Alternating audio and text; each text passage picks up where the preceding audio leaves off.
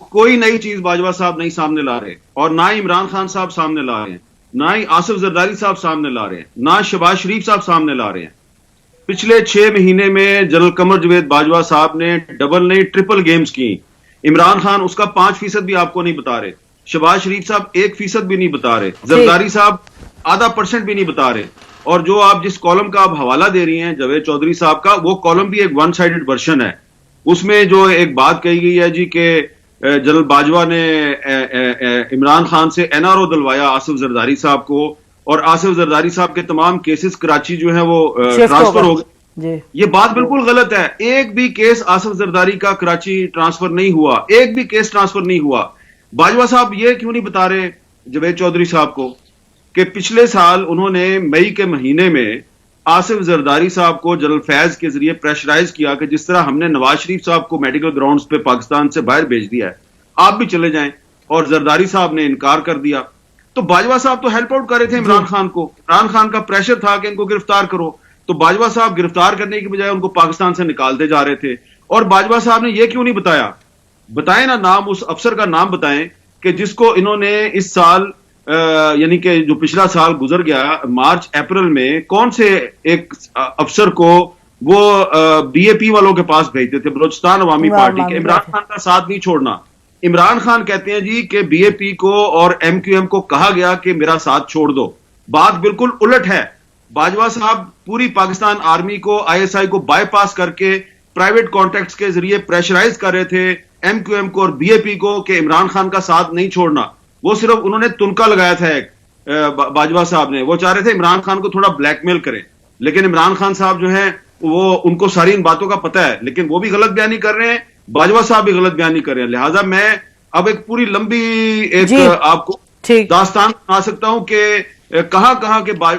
باجوہ صاحب اور عمران خان اور آصف زرداری اور شہباز شریف سچ نہیں بول رہے۔ لہٰذا یہ جو ایک امپریشن کریٹ کیا گیا نا کہ بڑی چیزیں سامنے آ گئی، کوئی چیزیں سامنے نہیں آئی۔ اور عمران خان بتائیں قوم کو کہ کس نے ان کو یہ کہا کہ اسرائیل کو تسلیم کرو، تب مانوں گا کہ عمران خان سچ بولتا ہے۔ جی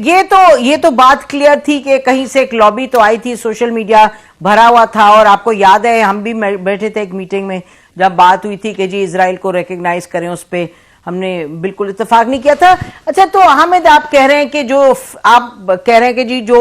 حقائق ہیں وہ بہت سے ابھی بھی چھپائے گئے ہیں، اور آپ کہہ رہے ہیں کہ کوئی نئی بات نہیں۔ میرا اپنا جو ایک امپریشن رہا ہے وہ یہ کہ جی اس کی وجہ یہ ہے کہ دیکھیں نا، میڈیا نہ 2022 میں آزاد تھا اور اب 2023 شروع ہو رہا ہے، نہ 2023 میں میڈیا آزاد ہے۔ اور ابھی آپ،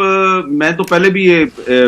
بات کہہ کہ میرے سے بات دوست جو ہیں وہ میری زبان سے نکلوا لیتے ہیں، پھر میں پھنس جاتا ہوں، دوست جو ہیں وہ، میں نہیں چاہتی آپ پھنسیں تو پلیز نہ بولیں جس سے آپ پھنس جائیں۔ میں بولنا نہیں چاہتا، اس لیے میں یہ آپ کو صرف اتنا کہوں گا کہ یہ جو آڈیوز اور ویڈیوز بھی جو آ رہی ہے نا عمران خان کی، تو یہ بھی سب کی آئیں گی، صرف عمران خان کی نہیں آئیں گی۔ تو 2022 میں صرف عمران خان کی آڈیوز آئی ہیں، تو 2023 میں اور لوگوں کی بھی آئی۔ اچھا، مجھے یہ بتائیں حامد کہ اب 2023 شروع ہو گیا اور 2022 میں یعنی کہ ایک فل فلیجڈ ہم نے دیکھا، کیا کہیں لفظ استعمال کریں، پاور پلے دیکھا، ایک پوری کی پوری لگتا ہے کہ جیسے کوئی آپ پچھلے کوئی 200 سال پہلے کی دیکھ رہے ہیں کہ پاور کی جنگ دیکھی آپ نے۔ تو اب 2023 میں جو ہمارے پاس چیلنج ہے سامنے، دہشت گردی کا ہے، اقتصادیات کا اتنا زبردست جو معیشت کا چیلنج ہے، اور پھر کس طرح سے ملک آگے چلے گا، جو پولیٹیکل سسٹم ہے اس حوالے سے، تینوں اطراف میں دیکھیں تو بہت ہی زیادہ بڑے چیلنجز ہیں، اور بات تو ہم کرتے ہی رہتے ہیں اس پہ۔ آپ کیا کہیں گے دیکھتے ہوئے اس کو کہ واٹس دا وے فارورڈ؟ اور بات تو کرنی پڑے گی، امید اور بہتری کی طرف جانا تو ظاہر ہے وہ ہمارا آبجیکٹو ہے۔ آپ نے اپنے سوال میں جواب بھی دے دیا کہ بڑا چیلنج جو ہے وہ اکانومی کا اور ٹیررزم کا ہے، تو ظاہری بات ہے اکانومی اور ٹیررزم کے جو چیلنجز ہیں وہ کوئی ٹیکنوکریٹ گورنمنٹ تو آ کے حل نہیں کر سکتی، وہ تو انہی پولیٹیشنز نے وہ حل کرنا ہے، کیونکہ ٹیکنوکریٹس کو تو ہم نے بہت آزما لیا ہے۔ تو بہتر یہی ہے کہ ہم 2023 میں انکانسٹیٹیوشنل ایکسپیریمنٹ کرنے کی بجائے جو ہمارے پاس کانسٹیٹیوشن ہے اسی کے اندر رہتے ہوئے کوئی راستہ تلاش کریں، اور کانسٹیٹیوشن کے اندر رہتے ہوئے اگر ہم راستہ تلاش کرنے کی کوشش کریں گے تو ظاہری بات ہے ہمیں جو پارلیمنٹ کا فورم ہے اس کو استعمال کرنا پڑے گا. تو پارلیمنٹ کا جو فورم ہے جب آپ اس کو استعمال کریں گے تو ظاہری بات ہے کہ پھر کوئی نہ کوئی راستہ نکل بھی آئے گا. معیشت